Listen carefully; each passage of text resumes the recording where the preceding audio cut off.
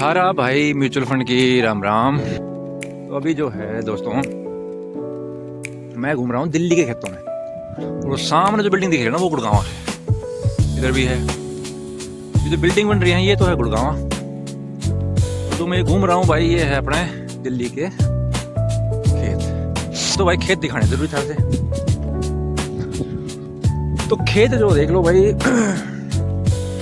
तो mutual fund में आप कह रहे होगे भाई ये खेतों की बात क्यों कर रहा है, म्यूचुअल फंड के बारे में बताना। म्यूचुअल फंड के बारे में बहुत सारी वीडियोस आपको दिख जाएंगी, लेकिन कोई ये नहीं पता भाई जरूरी क्यों है और सबके लिए जरूरी क्यों है, ये भी क्वेश्चन है। शहरों में जो लोग बैठे हुए हैं उनको सब पता है कि भाई बिना इन्वेस्टमेंट के तुम खत्म हो जाओगे, तुम सर्वाइव नहीं कर पाओगे। गांव में किसान है, उसके पास जमीन है, उसको टेंशन थी नहीं। लेकिन अब जो है, जब ये जमीन चली जाएगी, दिल्ली एनसीआर में जो डेवलपमेंट होगी, उसके बाद क्या, किसान को तो हैबिट ही नहीं है इन्वेस्टमेंट की, है ना। जैसे ही पैसा आएगा, आएंगी स्कोर। तो किसानों के लिए मेन चीज ये है कि भाई पैसे का मैनेजमेंट। वो कैसा, शहर के लोग तो पैसे को मैनेजमेंट कर लेते हैं, लेकिन एक किसान के पास पैसा आएगा तो वो कैसे मैनेज करेगा, वो तो भैया उसके लिए तो मुश्किल हो जाएगी, है ना।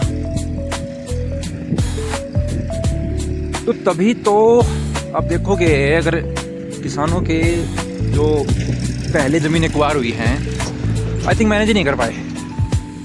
गुड़गांव का देख लो आप, किसान जितने भी हैं उनके पास पैसा नहीं बचा।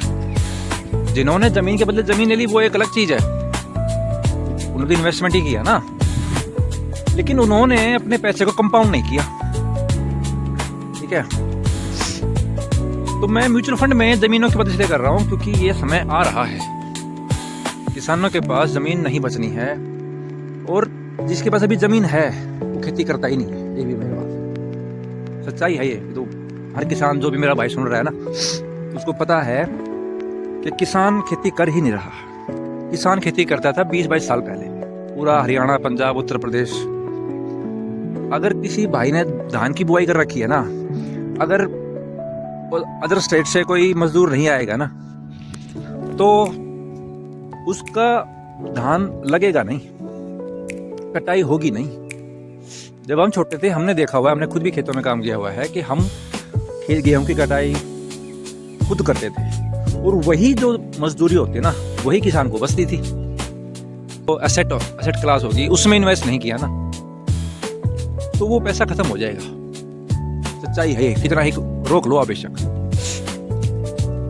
तो मैं सभी किसानों से कहना चाहता हूँ, भाई तुम्हारी जमीन जाएगी और तुम खुश हो रहे हो कि भाई तुम्हारी जमीन जाएगी, और जो कि चलो भाई देश आगे बढ़ रहा है, विकसित होना है, तो मजबूरी है, जमीन तो जाएगी। लेकिन जमीन जाएगी तो उसका भाई मैनेजमेंट कैसे करना है, पैसा तो बहुत आएगा। सोनीपत में जो जमीन है उसने इतना पैसा दे दिया किसानों को कि वो उनको मैनेज करेंगे नहीं करेंगे, वो डिपेंड करता है उनके ऊपर, कैसे मैनेज करेंगे, है ना।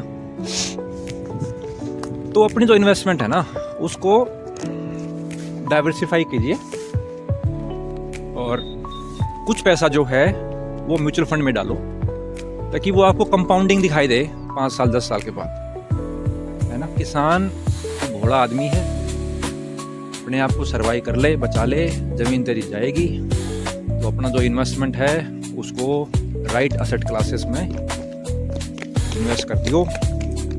जैसे ही जमीन जाए उसको ये मत सोचना कि भाई चकते फट्टे, नहीं।